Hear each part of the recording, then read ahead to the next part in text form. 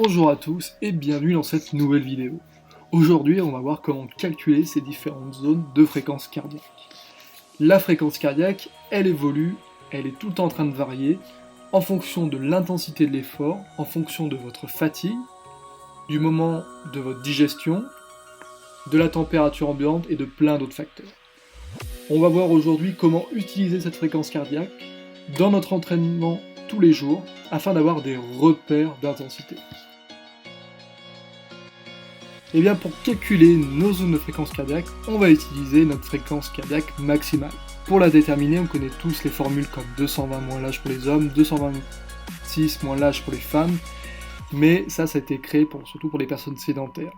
Pour des personnes sportives, en réalité, il va falloir qu'on la détermine par nos propres moyens ou par des tests en laboratoire. Évidemment, on n'a pas tous les moyens de faire un test d'effort en labo. Donc pour ça, on va pouvoir réaliser un demi-Cooper. Demi-Cooper, c'est un test qui est très connu pour calculer sa VMA.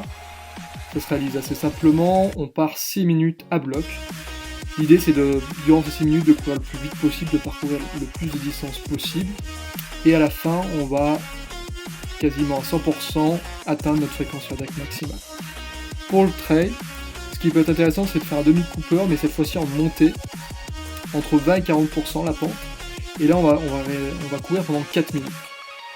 Et là, pareil, on va atteindre aussi notre fréquence cardiaque maximale. Pour la plupart des gens, on l'atteint autour de 5 minutes. Ensuite, on va créer 5 zones pour nos fréquences cardiaques. Tout d'abord, les deux premières, ça va être les zones d'endurance. La première, ça va être celle d'endurance fondamentale, la deuxième d'endurance active.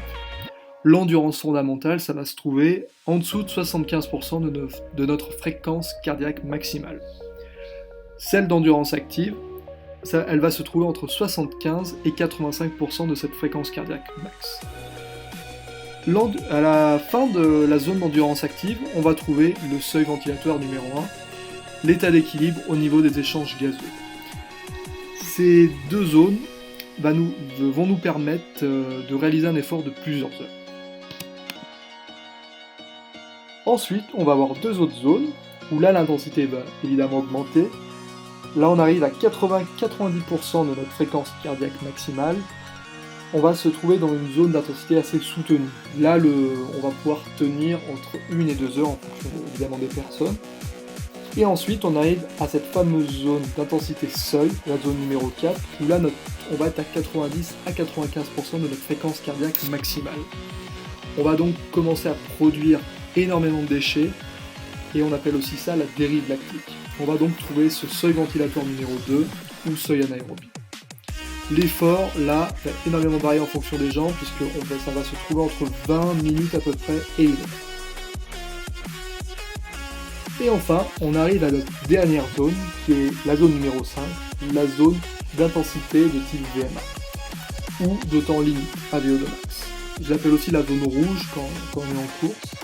On va se trouver entre 95 et évidemment 100% de notre fréquence cardiaque maximale.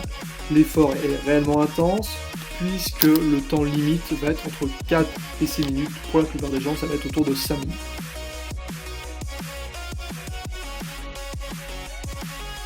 Une fois que ces zones sont calculées, on va s'en servir comme repère afin de calibrer nos différentes séances. Attention, pour les hautes intensités, la fréquence cardiaque, c'est pas le repère le plus fiable, vu qu'il y aura énormément de variabilité. Là, on va plutôt travailler en pourcentage de VO2 max ou de vitesse maximale aérobie. Ça, on le verra dans une autre vidéo. Je vous remercie d'avoir suivi cette vidéo. N'hésitez pas à lâcher un petit pouce bleu si vous avez aimé la vidéo, à vous abonner à la chaîne, et on se retrouve très vite. Ciao!